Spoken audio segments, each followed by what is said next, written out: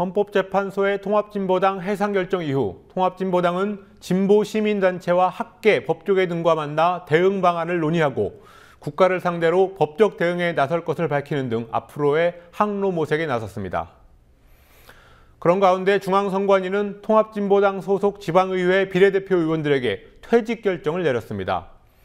헌재와 선관위 판단의 모순과 이중성을 지적하는 목소리가 나오고 있습니다.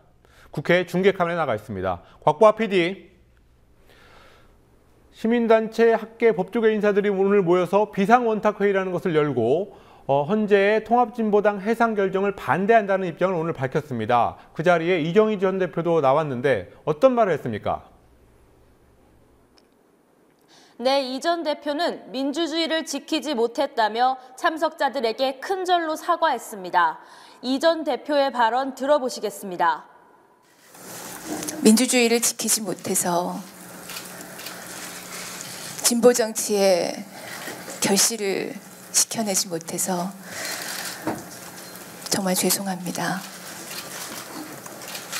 용서를 구하는 사죄의 절을 드리고 싶습니다.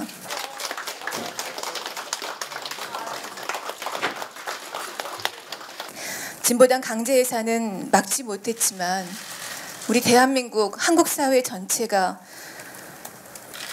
국가보안법의 공안의 광풍에 휩쓸려가는 것을 막아야 할 책임도 여전히 저희에게 있습니다.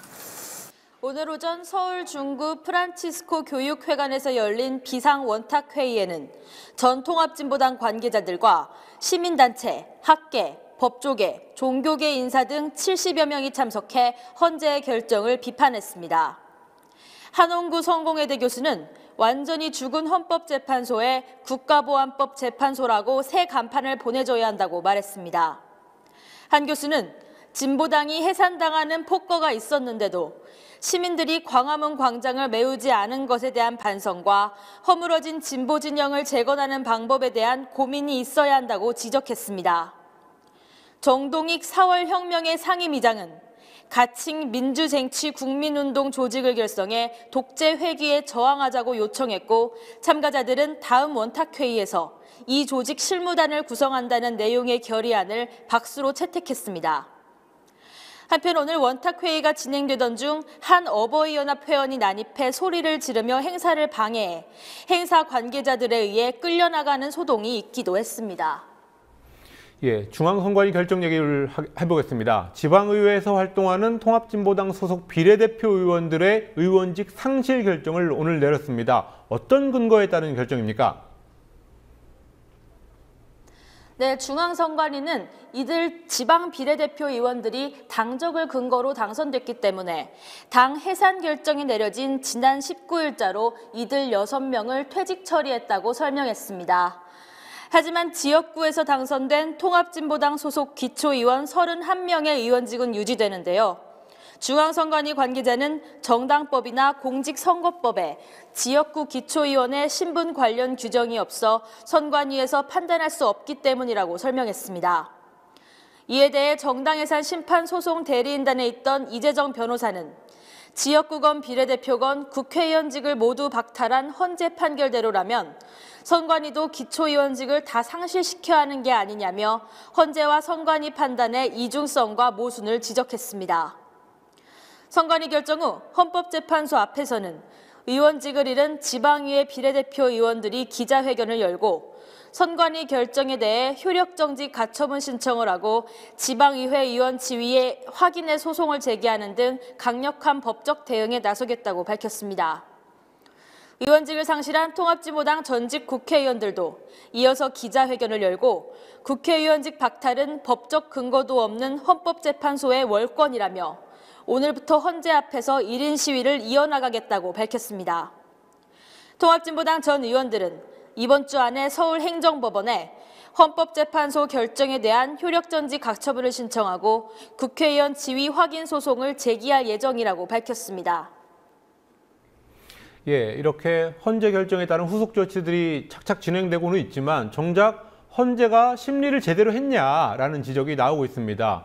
헌재 결정문에서 오류가 발견됐죠? 그렇습니다.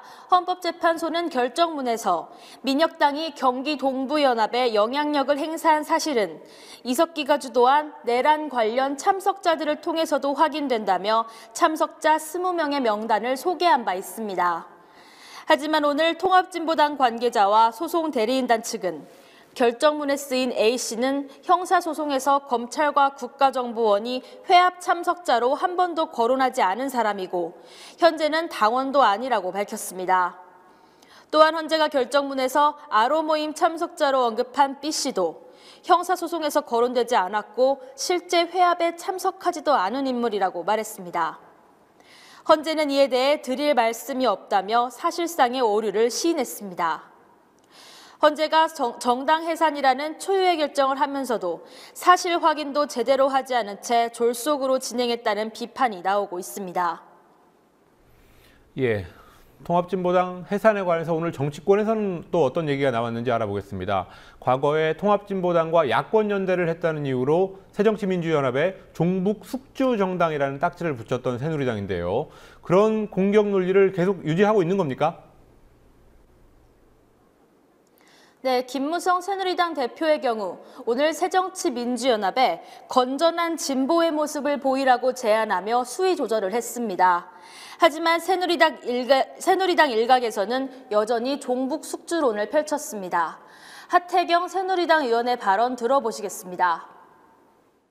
새정년 공식 당 대변인과 새정년 주요 지도부 인사들이 헌재 결정이 부당한 듯한 통진당 해산을 반대하는 듯한 입장을 표명했는데 새정년 측의 이런 태도가 종북 숙주 이미지를 더욱 강화할 것이고 새누리당 내에서는 이노근 김진태 의원이 지난해 9월 발의한 공직선거법 개정안에 힘을 실어 추진해야 한다는 의견이 나오고 있습니다. 이 개정안은 헌재의 해산 결정으로 인해 박탈된 국회의원은 10년간 피선거권이 제한되도록 했습니다. 한편 민주연합의 문희상 비대위원장은 헌법 가치의 최후 보루인 헌재의 판단이 정치적이어서는 안 된다고 비판하는 동시에 새누리당에는 이번 정당 해산 결정으로 정부의 실정과 비선실세 농단이 덮어질 것으로 기대해서는 안 된다고 지적했습니다. 지금까지 국회에서 국민TV 뉴스 곽보아입니다.